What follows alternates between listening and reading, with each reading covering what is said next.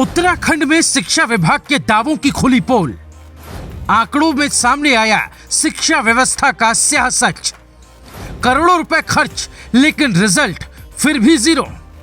ऐसे चलेगा तो कैसे बढ़ेगा उत्तराखंड। यूपी से अलग हुए उत्तराखंड को आज पूरे 22 साल हो गए हैं, लेकिन इन 22 सालों में उत्तराखंड की हालत ठीक होने के बजाय खराब होती चली गई। इसका सबसे ज्वलंत उदाहरण पलायन है।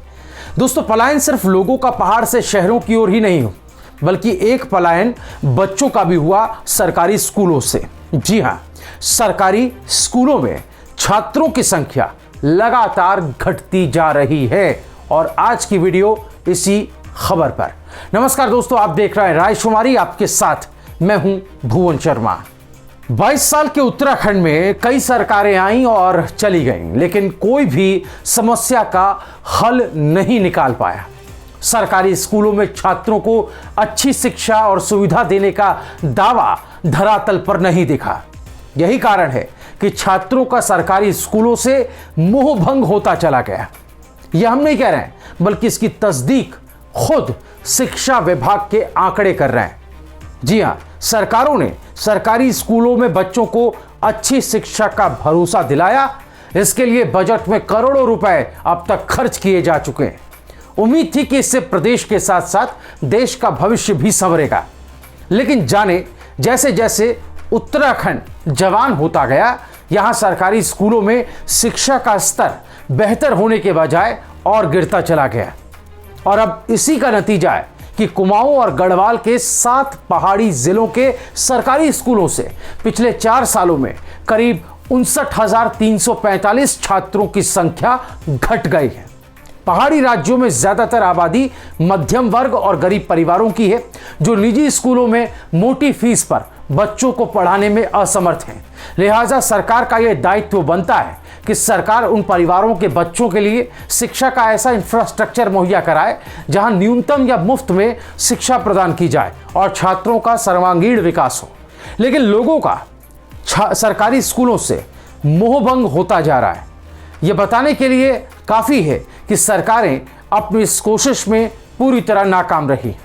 आपको बता दूं दोस्तों कि माता पिता अपने बच्चों का एडमिशन सरकारी स्कूलों में कराएं, इसके लिए उत्तराखंड सरकार कई योजनाएं चला भी रही है। इन योजनाओं की बात मैं आगे डिटेल में करने वाला हूं। पिछले 4 सालों के आंकड़ों पर अगर आप नजर डालेंगे तो उत्तराखंड में क्लास 1 से 12 तक करीब 1 लाख से ज्यादा छात्र संख्या सरकारी स्कूलों में घटी है। सरकारी स्कूलों में छात्रों की घटती संख्या ने सरकार और शिक्षा विभाग के सभी दावों की पोल खोल कर रख दी है। एक हकीकत यह भी है कि अब तक की सरकारों ने सरकारी स्कूलों में बच्चों की तादाद बढ़ाने के लिए जो पैसे खर्च किए विज्ञापन पर, अगर उतना खर्च इन स्कूलों में बुनियादी और मूलभूत सुविधाओं जरूरतों को देने में खर्च किया जाता तो आज हालात इतने खराब ना होते। आइए दोस्तों, अब मैं आपको सिलसिलेवार कहां पर सरकारी स्कूलों के क्या क्या हालात हैं ये बताता हूं। सबसे पहले अल्मोड़ा, जो कि सांस्कृतिक राजधानी कही जाती है, वहां 13,081 छात्रों ने सरकारी स्कूलों को छोड़ा है। पौड़ी में 11,915, टिहरी में 10,747, नैनीताल में 8,969, पिथौरागढ़ में 8,024, चंपावत में 3,395, बागेश्वर में 3,214 छात्रों ने सरकारी स्कूल छोड़ा। प्रदेश के 7 जिलों में छात्रों ने सरकारी स्कूलों को छोड़ दिया और यह अपने आप में सरकार की एक बड़ी नाकामी बता रहा है।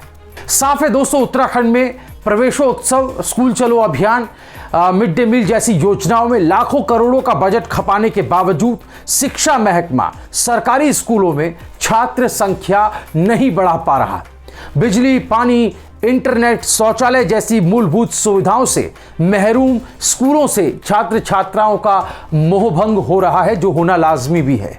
एक योजना 1 जुलाई 2001 को उत्तराखंड में शुरू हुई। स्कूल चलो अभियान नाम की इस योजना का उद्देश्य 6 से 14 साल तक के बच्चों को 100% प्रारंभिक यानी प्राइमरी एजुकेशन दिलाना था।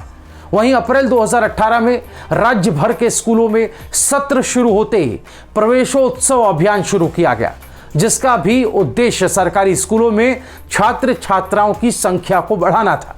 इसके अलावा मई 2002 में देहरादून के सहसपुर विकास खंड से मिड डे मील योजना की शुरुआत की गई।